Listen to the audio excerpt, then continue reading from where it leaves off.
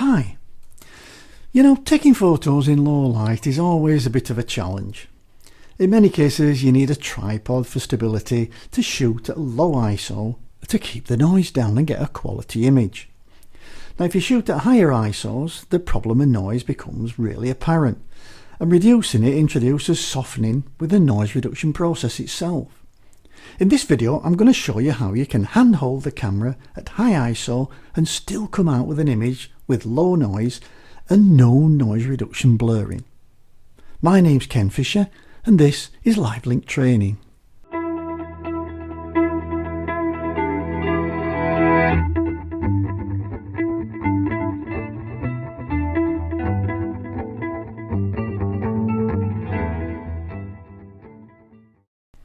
Okay, let's dig in. Well, here I've got 5 images that I took, and I did take these handheld. All I did, I set my camera to continuous, I put the ISO up to 4000, which gave me a decent shutter speed. I got myself nice and stable, and I mashed my finger down, and I got 5 continuous images. Now here I am in Lightroom, but we're going to be taking these images into Photoshop. So first, if they're not selected, we just need to select them. So I'm going to click on the first one and shift click on the last one. And then I'm going to take these into Photoshop. Now we can do that 2 different ways. From Lightroom, I can go to the photo menu, down to editing, and then down at the bottom I can go to open layers in Photoshop, which is the way I'm going to go because Lightroom is my primary processor. But if you don't have Lightroom and you've got Bridge, I'll just show you what Bridge does. Here we've got my images in my noise reduction folder. I can select those images and then I can go up to the tools menu, down to Photoshop, and load files into Photoshop layers. So we'll just move that out of the way and I'll select these images. Then I'm going to go to Photo and Editing and then Open as Layers in Photoshop. Okay, here we are in Photoshop with all these images in one layer stack. Now if I turn them off, you'll see that if you look at the water, obviously the water moved between these exposures. And on this one I think there's a little bit of movement with the buildings. So there is a little bit of movement in the water and in the buildings. So the first thing we need to do is to correct that, and what we're going to do is we're going to align all these images, and we're going to get Photoshop to do that for us. So first I'm going to select all the images. I'm going to click on the first one and shift click on the bottom so all the layers are selected, and then I'm going to go to the edit menu and down to auto align layers, and this is going to line up all the layers for me. I'll just leave it set to auto on this occasion and click OK. And off it goes doing its magic, actually aligning all the major detail in the layers. Now you can see it's actually twisted some of the images round to make them all fit. So now if I switch these off, obviously the water is still moving, but the building and the surrounding structures are all rock solid because these are all now completely aligned. Okay, now this top layer, I'll just click on it to activate it, and then I'm going to duplicate it as a bit of a comparison.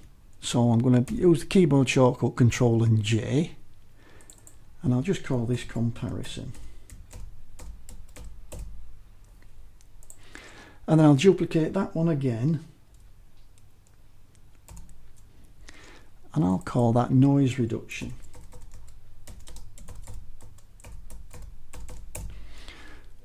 Okay, so what we're going to do, we're going to use these 2 layers. This is the comparison as they've come out the camera.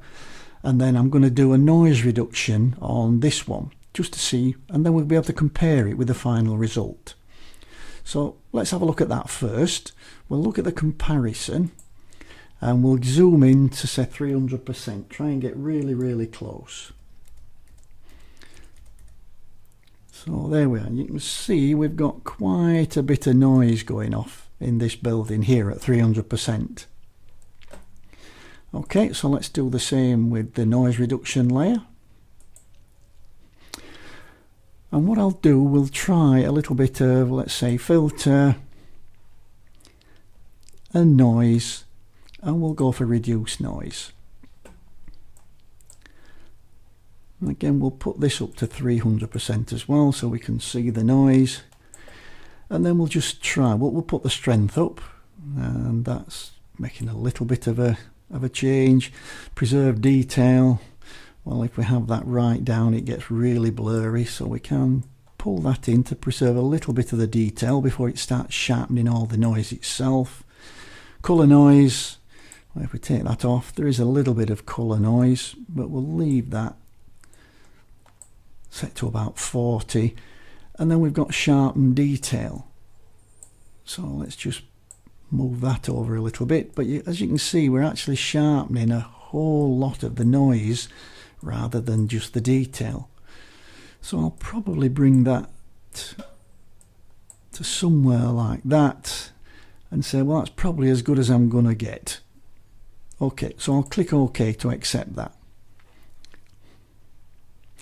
And now that's going to apply that noise reduction to that layer. So you can see now that if I do a comparison now between the noise reduction and the comparison layer, if I turn the noise reduction layer off, you can see that's where we started and that's where we've ended up, just by using some noise reduction. And there is a little bit of blurring and a little bit of actually sharpening some of the noise as well. Okay, so let's try something different.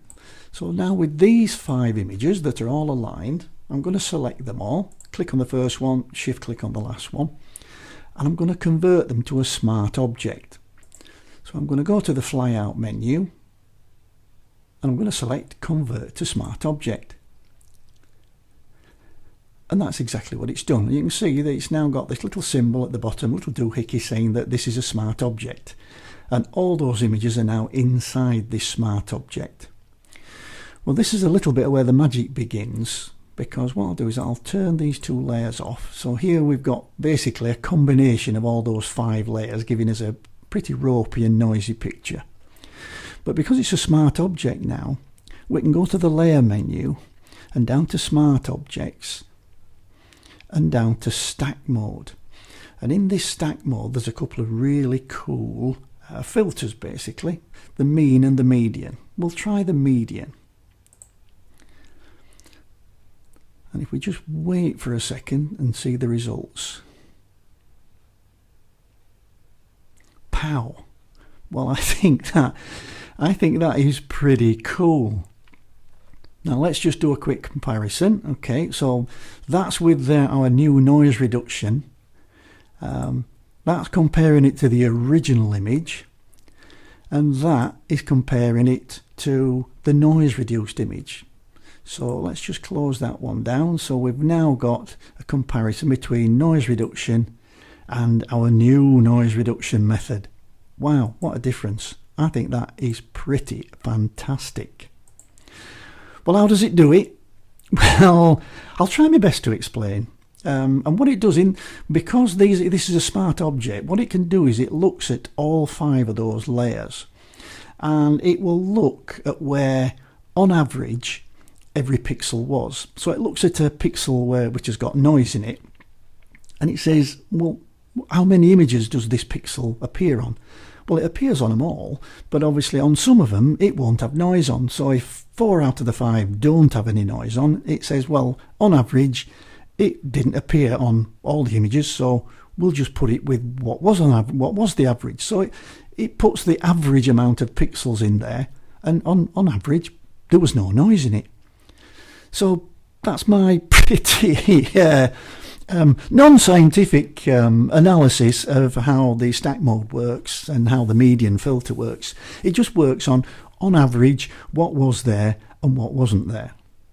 But I do think that the results speak for themselves on this.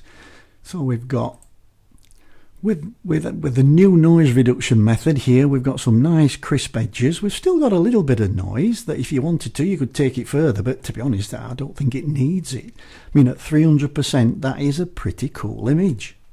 And another benefit of the stack mode is, we'll see if we zoom out. So let's Control and minus to zoom out a little bit. And you can see the effect it's had on the water. it's actually blended the water together, so there's still some ripples, but it's saying on average those ripples weren't there all the time. So if we compare that with our comparison image, you can see this is really the frozen in time sort of water.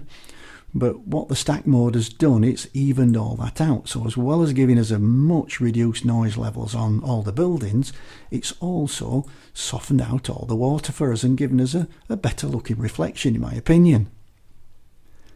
Okay, so let's have a quick recap. By using this technique, we can take multiple images and combine them together using a smart object and stack mode medium filter to dramatically reduce the noise in an image without adding the blur of noise reduction, and because we can shoot at very high ISOs. Well, that's it for this tutorial. I hope you found it useful. If you have any comments or questions, please leave them in the comments under the video. If you liked the video, please share it with a friend or two and click the subscribe button so when I upload a new video, you are the first to know. Thanks so much for watching. I'll see you in the next video. Bye for now.